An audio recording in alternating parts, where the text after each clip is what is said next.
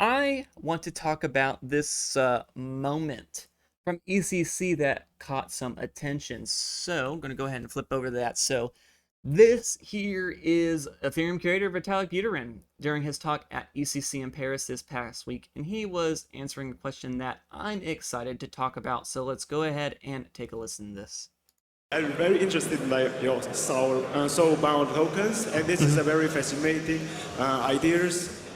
And the blockchain-based system are public. So if we want to make a private soul, I read your paper in my hand now.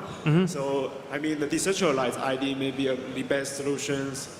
Or do you have any perspective regarding decentralized ID to help build the implementations of private soul? Thank you. Yeah, Okay, I'm going to pause this for 1 second here. So this guy's English is not really good. I listened to this question over and over again to try and really figure out what he's trying to say here. But what I believe he's trying to ask is something along the lines of like, what are your thoughts on how we can use soulbound tokens and how do we implement decentralized identity? And let's go ahead and take a listen to Vitalik's answer here. I think my general view on that topic is like, I think now is way too early to be debating between like specific packages of solutions, right? I think like there's a lot of people that have this mindset that like soulbound tokens represents like a particular category of like ways of doing things, and decentralized identity represents like a particular category of ways of doing things. And I think it's just like way too early to like have that kind of thought, because I think we're still in the process of figuring out like exactly when do we need negative reputation, exactly what kinds of attestations do we need, like, how does it gonna interact with community recovery, and like this big long list of things, right? So I think like my personal view is that we should have an open mind. We should design our identity and like reputation systems around actual applications. So like I do not trust anything that would come out of a committee of Web3 academics like sitting in a room somewhere. What I would trust is something that comes out of like talking to the Pope people and asking like, how do we make Pope more useful, right? And or how do we turn Pope into something that can actually serve like our community's particular need to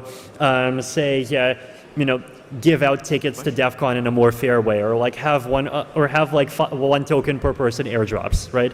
So like start with applications, build a system around the application, so to let it kind of more organically go from there. And at some point it's going to standardize and we need more kind of formalization, but I think that time is kind of not quite there yet. All right, everyone. So fairly lengthy answer, but let's go ahead and break this down a little bit. So first off, I just want to say, love how Vitalik pronounces POAP, the one syllable Pope, and like the leader of the Catholic Church. He actually had posted a Twitter poll a little while ago, and I was actually sort of shocked at how many people say that they pronounce it as Pope. But all right, guys, I digress on that. Anyway, so let's really talk about what his answer is here. So basically, to paraphrase it, I guess, he's basically saying like it's just too early to give a straight answer on what's best, and let those who are actually working on those things figure it out as they go. And then again, I accidentally sort of spoke over it in my excitement, but he has said this quote, and he had said, quote, "I do not trust anything that would come out of a committee of Web3 academics sitting in a room somewhere. What I would trust is something coming out of the POAP people and asking how do we make POAP more useful, or how do we turn POAP into something that can serve our communities, particularly me to do a variety of things." And he sort of just gives a few examples there. So let's think about what does all this mean. And so what I believe he's saying here is let those with the boots on the ground figure out what's best for a particular need. So, you have an application that could be used for something. And in this case, we're talking about like soulboundness and decentralized identity, things like that. And now we need to figure out how to build on top of that. And then we're going to either implement it there, or we're just going to use it somewhere else and create something new.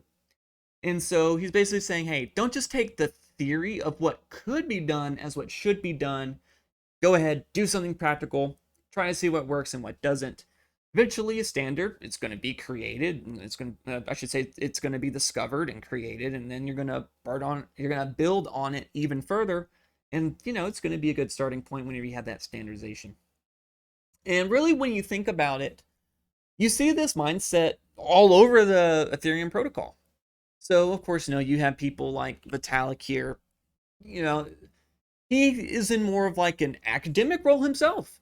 And he's more focused on the theoretical side of things. But hey, if you were to watch this whole talk, he's not prescribing what needs to be done. He's just saying, hey, these are the things that are being worked on and could potentially be the things that allow us to actually achieve these kind of things. So, him and those who are in the same role as him, they're super intelligent and they understand what they're talking about deeply. They're seen as trusted actors of what's possible in the protocol. However, Vitalik and the other researchers, they're not necessarily saying that things should be one way or the other, and they're pretty open-minded to what an implementation could look like.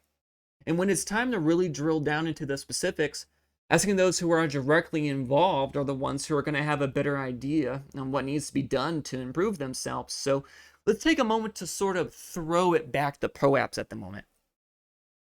He describes situations like using them as tickets or making sure we have proper one-to-one airdrops and stuff like that. And while in theory, those types of utilizations could be used with the POAP, really it's up to us if we want to use them to determine like whether we want to use it for something like that. You can't necessarily force it just because it's theoretically possible. Allow someone to think this is possible and then let them build it and see how it goes from there. And if it works, then a standard can be made, and if not, then you're just going to try again with something else. And it's actually a really good mindset to have, I think. Like, hey, again, the talk about like POAPs and tickets. Maybe using a POAP as a ticket, not the best thing. Maybe you need to have it be a different type of NFT or a different type of standard at all. Or with POAPs, using them for discounts. Maybe that's amazing. And maybe that's not necessarily great for some standalone NFT collection. But hey, it's all about what you're willing to do with it and what's possible. It's kind of like we were talking about earlier, like, hey, should you be able to sell POAPs on a secondary market? Whatever is possible within the protocol is what people are going to do with it. And, if people want to use POAPs for something like that, then they can. And if we figure out that it's not so great, well, we can't keep trying to, force it to happen. You can't just keep trying and trying and trying and, oh my God, eventually we're going to whatever, right? If you do keep trying and it's just not working out, maybe you need to find a different solution. But what are your thoughts on what Vitalik had to say here? And let me know what you think in the comments. Thanks for making it to the end of the video. Really appreciate you doing that for me. If you liked what you saw, maybe you should hit like. Maybe you should hit subscribe. Who knows? If you want to see the full show that this segment came from, you want to click here now. Thanks so much for stopping by, everyone. This is Mr. Mojo, signing out.